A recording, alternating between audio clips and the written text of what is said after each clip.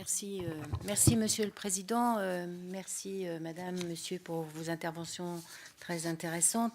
Moi, je voulais non pas réagir, mais accompagner la préoccupation s'agissant de la démocratie, des décisions nationales et de la globalisation et de l'absolue nécessité d'arriver à articuler davantage démocratie et globalisation.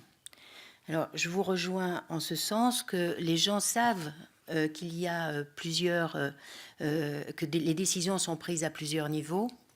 Comme vous l'avez dit, me semble-t-il, ils l'acceptent. Pour autant, ils ont le sentiment que ces décisions sont prises de façon non pas incohérente, mais sont de nature à se nuire, ne ressentent pas la cohérence en fait entre ces décisions. Et cela engendre, me semble-t-il, à la fois une frustration, pour reprendre vos termes, mais aussi un doute profond sur la politique que nous menons. Je crois que nous devons, à ce stade, vraiment réfléchir comment le Parlement pourrait aider à cette articulation. Je pense que les citoyens n'aimeront jamais l'Europe tant qu'ils auront le sentiment qu'il y a quand même une concurrence entre les États et que certaines des décisions de l'Europe nuisent en fait à leur vie au niveau de la France. Donc nous avons cette responsabilité, nous, je pense les politiques, de porter un message cohérent, non pas faire de l'Europe le bouc émissaire quand les décisions ne nous satisfont pas, mais adhérer collectivement à ces réflexions et à ces décisions de plusieurs niveaux. La difficulté, c'est que nous ne parvenons pas à débattre ensemble de ces décisions. Alors, nous, les parlementaires, nous transposons des directives. Le travail en amont nous échappe.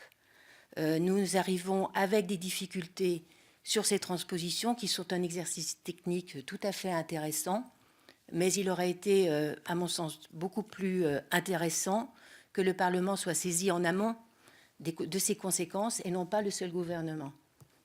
Alors ça, c'est un exemple. Mais je crois qu'avec le non-cumul des mandats, comme vous en avez justement parlé, le Parlement va travailler autrement à partir de 2017.